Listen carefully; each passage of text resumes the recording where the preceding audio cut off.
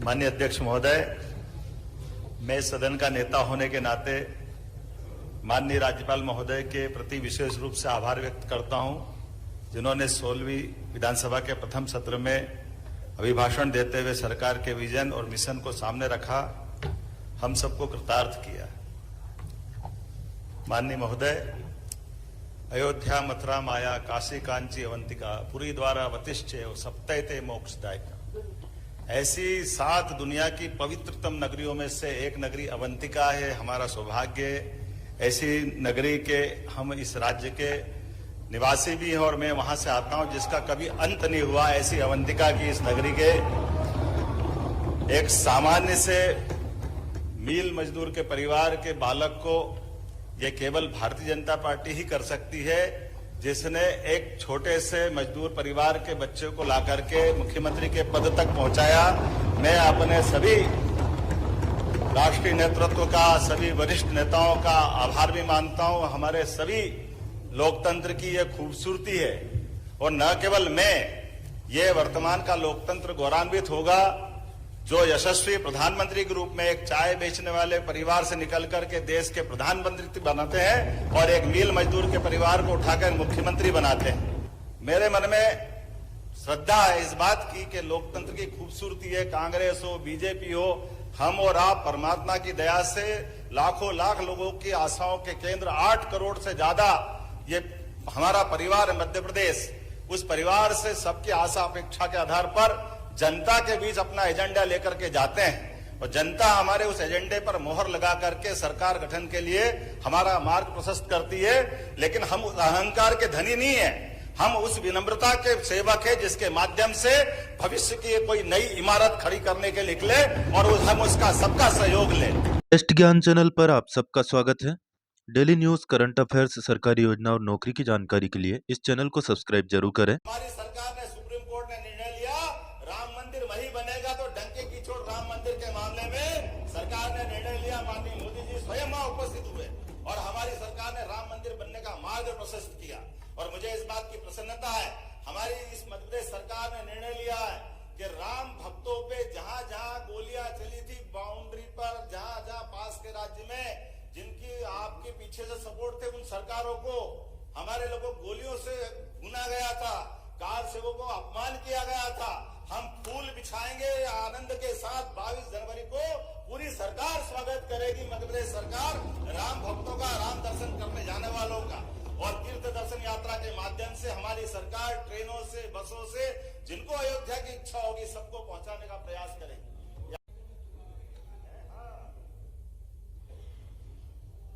Double engine सरकार का चमत्कार क्या होता बताना चाहूंगा कि मध्य प्रदेश से बीमारू राज्य का कलंक हटा। 5 लाख किलोमीटर से अधिक लंबाई की चमचमाती सड़कें अगर बनी है तो केवल डबल इंजन सरकार के कारण बनी है। 47 लाख हेक्टेयर में सिंचाई की सुविधा अगर बढ़ी है तो केवल डबल इंजन सरकार माननीय मोदी जी के कारण से बढ़ी है। हमारी विकास दर आज 16% से ज्यादा हो गई है तो केवल मोदी जी की सरकार के कारण से हुई है। हमारा सौभाग्य है। प्रति व्यक्ति 1,40,000 से अधिक अगर हुई है तो उसमें एकमात्र कारण माननीय मोदी जी का। और एक और बात, आपने कहा सिंहस्थ का, हाँ सिंहस्थ होगा, ये तो भगवान ने हमको सौभाग्य दिया। जब जब सिंहस्थ होता है केवल एकमात्र कारण भाजपा की सरकार बनती है या पूर्ववर्ती सरकारें बनती है और सिंहस्थ को हर पुराने सिंहस्थ से ज्यादा अच्छे से कराने का हमारा ही उस मामले में योगदान रहता है। मैं आज आपको गारंटी दे सकता हूं कि 2028 का सिंहस्थ, जिसको हम बाकी लोग कुंभ राशि कारण कुंभ मेला कहते हैं, फिर हम कराएंगे और किसी को बाल बराबर तकलीफ नहीं आने देंगे। लेकिन सरकार विकास के काम भी बराबर करेगी और अवैध विकास को कभी बढ़ावा नहीं देगी। ये किसी भी कारण से अवैध कॉलोनियों को बढ़ावा नहीं देगी। नियम कानून के अंतर्गत जो जो हो सकता है वो सारे प्रबंध हम करने वाले हैं। इसमें किसी प्रकार का कोई कॉम्प्रोमाइज नहीं करेंगे। मैं आज इस बात को लेके चलना चाहता हूं, मैं अभी अपने सारे अलग अलग विभागों के बारे में बात हुई, यद्यपि ये बात सही है कि एजेंडे को बात करी। मैं आपके बीच गर्व से कह सकता हूं कि भारतीय जनता पार्टी का संकल्प पत्र ये हमारे लिए अपनी पवित्र धर्म ग्रंथ की तरह है, ये गीता रामायण की तरह है। एक एक अक्षर से 5 साल तक हम अपने इस एजेंडे को लेकर आए सरकार बनाने के लिए। 1 महीने की सरकार के लिए नहीं है, ना 13 महीने की सरकार के लिए। और हम और आप 5 साल बाद बात करेंगे कि आप और हमने जो निर्णय किए थे, अपने संकल्प पत्र को लेकर आगे बढ़े थे, तो हम किस रूप में आगे बढ़े। मैं आज आपके लिए खास करके 2-3 चीजें आपके सामने बताना चाहूंगा कि राज्य सरकार होती है मूलभूत सुविधाओं के लिए, उस पर भी हम काम कर रहे हैं। लेकिन सरकार अपने प्रदेश का मान, देश का मान और भारतीय सनातन संस्कृति का मान दुनिया में बढ़े, इसके लिए भी काम करने की आवश्यकता है। और मुझे इस बात की प्रसन्नता है, ऐसे कई विषयों को लेकर के जब से हमारी सरकार बनी, ऐसे कई एजेंडों को लेकर हम आगे चल रहे हैं। आपकी जानकारी के लिए बताएं, आज से 300 साल पहले तक दुनिया में भारत का टाइम स्टैंडर्ड दुनिया में माना जाता था। लेकिन काल के प्रवाह में जब हम गुलाम हुए तो ये फ्रांस की राजधानी पेरिस 50 साल तक स्टैंडर्ड टाइम वहां तय होता रहा। उसके बाद 250 साल पहले जब अंग्रेज हावी हुए तो अंग्रेज इस चीज को पेरिस से उठा करके ग्रीनविच ले गए और ग्रीनविच से वो दुनिया में स्टैंडर्ड टाइम तय करने लगे। अब ये आप अंदाज लगा लें, कहने के लिए हम पूर्व के देश है, वो पश्चिम के देश है, और ये जो समय की गणना का केंद्र है, आप कभी अंदाज लगा लो आज भी कितनी बड़ी विसंगति है। आप उमंग भाई बताइए, यहाँ दुनिया में 2 प्रकार के ही प्राणी पाए जाते हैं। एक प्राणी जो सूर्यास्त से अपनी दिनचर्या चालू करते और अपने सूर्यास्त के बाद अपने सूर्योदय से चालू करते, सूर्यास्त में खत्म करते। दूसरे प्राणी रात्रि या निशाचर वाले हैं। लेकिन मध्य रात्रि में कौन से प्राणी अपनी दिनचर्या चालू करते हैं? ये मध्य रात्रि में 12 बजे दिन बदलेगा, इसका कौन सा स्टैंडर्ड, ये कौन सा पैमाना है? लेकिन ये वो पैमाना है जिस पैमाने को मैं थोड़ा सा आपके सामने बताना चाहूंगा। ये वो पैमाना है जिसके माध्यम से भारतीय संस्कृति को लज्जित करने का प्रयास किया। मैं अभी अपने विषय पे आ रहा हूं भैया, अभी खत्म नहीं कर रहा हूं, आपको भी मौका दूंगा, आप अपनी आंखों से जाके देखना। 21 जून और 22 दिसंबर दिन के 12 बजे उज्जैन की ऑब्जर्वेटरी में जाना।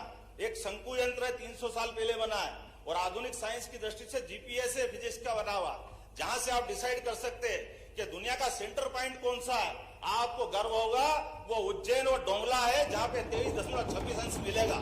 लेकिन ये हमारे आधुनिक साइंस के आप उपकरण भी बता रहे हैं जो हजारों साल से हमारे पूर्वज जानते थे।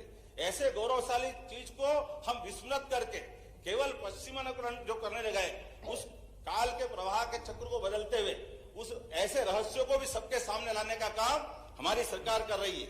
21 जून और 22 दिसंबर दिन के 12 बजे उज्जैन की ऑब्जर्वेटरी में जाना।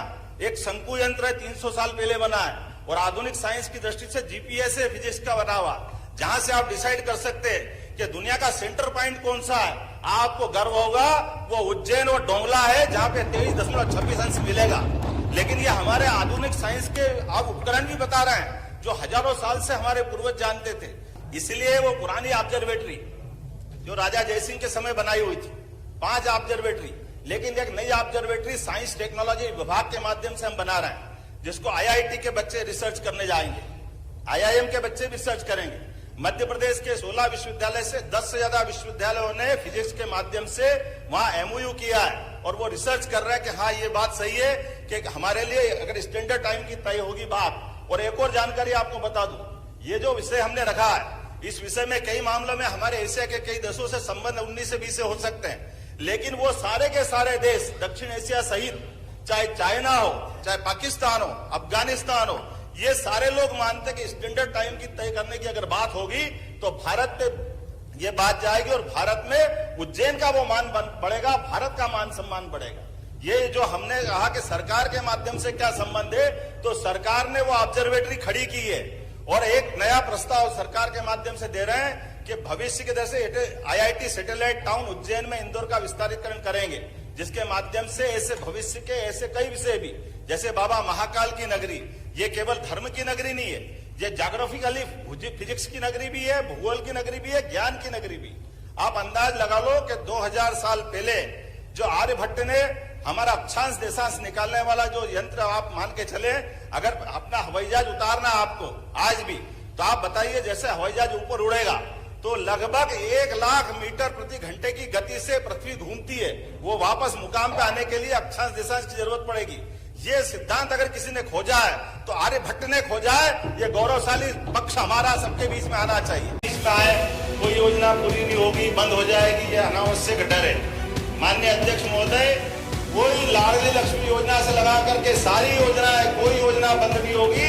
सारी योजनाओं के लिए पर्याप्त धनराशि हमने रखी है। इसी प्रकार से गैस कनेक्शन की बात है, गैस कनेक्शन की राशि भी सभी को बराबर मिलेगी, किसी की कोई राशि नहीं कटेगी।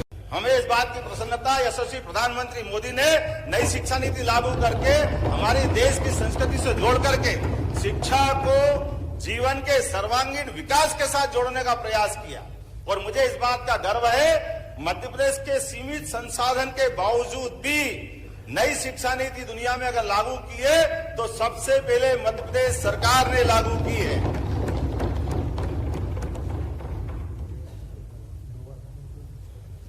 अपनी नई शिक्षा नीति के बारे में अगर सरकार के इस विषय को मैं अगर सदन में रखता हूं तो आप सबके लिए भी ये विषय अच्छे रहेगा, आप भी बात करेंगे कि आप हमारे अपने महाविद्यालय के अंदर अगर पढ़ना चाहे आप तो कोई एज लिमिट नहीं है। पोता, पिताजी, दादाजी जिनको एडमिशन लेना वो सब एडमिशन ले सकते हैं, कोई बंधन नहीं है। एक आदमी 2 डिग्री लेना चाहे 2 डिग्री ले सकता है, कोई बंधन नहीं।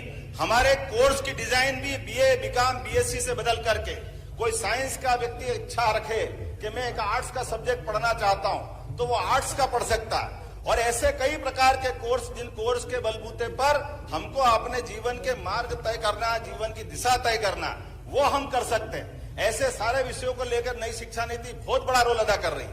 इस नई शिक्षा नीति को मामलों को लेकर के कभी मौका पड़ेगा अध्यक्ष महोदय तो आप एक विशेष सत्र बुलाएं और अपन इस पे खुलकर के चर्चा करें, क्योंकि नई शिक्षा नीति के क्रमशः अब 3रे वर्ष में हमने प्रवेश किया और अंतिम वर्ष में प्रवेश करते करते ऐसे फालतू के कई बंधन हम खत्म करेंगे, जिन बंधन के आधार पर केवल कागज की डिग्री लेने के लिए विद्यार्थी प्रेरित होते थे।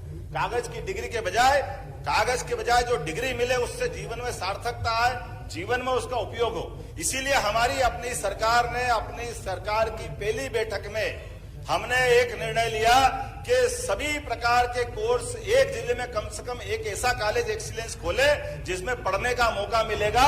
तो 52 ही जिलों में हमने 52 एक्सीलेंस और अब जो सरकारी 55 हुए तो उसको बढ़ा के 55 तक ले जाएंगे। कि हमारे यहाँ अपने सम्राट विक्रमादित्य, अब संवत की बात अगर करते हैं तो आप अंदाज लगा लो, ये हमारे जो संवत है, अभी अयोध्या की बात करें तो अयोध्या भी विक्रमादित्य पे जाके टिकेगी।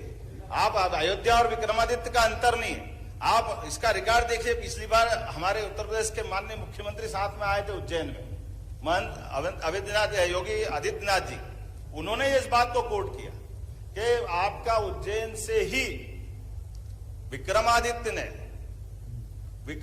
ने अयोध्या का जो मंदिर तोड़ा गया बाबर के साथ, बाबर द्वारा, वो 2000 साल पहले विक्रमादित्य ने उज्जैन से जाकर के बनाया था। ये 84 काले कसौटी का खंबे का मंदिर विक्रमादित्य काल का था, उसको कोर्ट ने प्रमाणित किया है। मेरे तुम्हारे ऐसे नहीं हुआ, आर्कियोलॉजी ने डिसाइड किया कि ये मंदिर इतना पुराना है। और आप अंदाज लगा लो, दुनिया में 3 भाइयों की जोड़ी प्रसिद्ध हुई है, एक भगवान राम और लक्ष्मण, एक भगवान कृष्ण और बलराम, और तीसरी जोड़ी मध्य प्रदेश की है विक्रमादित्य और भर्तरी। तीसरी जोड़ी इसने मध्य प्रदेश को गौरवान्वित किया। इसलिए 2 भाई दुनिया के ऐसे जो दोनों ही अद्वितीय रहे, जिनके जीवन के अलग अलग पक्ष है। जब भर्तरी ने शासन चलाया और भर्तरी ने जो साहित्य बनाया, वो भर्तरी का साहित्य आज भी दुनिया में अद्वितीय है। कोई अपना 3 पुस्तकें लिखी उनने, श्रृंगार शतक, नीति शतक और वैराग्य शतक। ये तीनों प्रत्येक के लिए पढ़ने लायक, उसकी विविधता हमारे सबके लिए जानने लायक, लेकिन उसकी गहराई को भी समझने की जरूरत है। विक्रमादित्य सूतपीठ के माध्यम से, विक्रमादित्य फेलोशिप देते हुए हम रिसर्च सेंटर के माध्यम से विक्रमादित्य का विराट व्यक्तित्व तो दुनिया के सामने आना चाहिए। डेली न्यूज, करंट अफेयर्स, सरकारी योजना और नौकरी की जानकारी के लिए इस चैनल को सब्सक्राइब जरूर करें।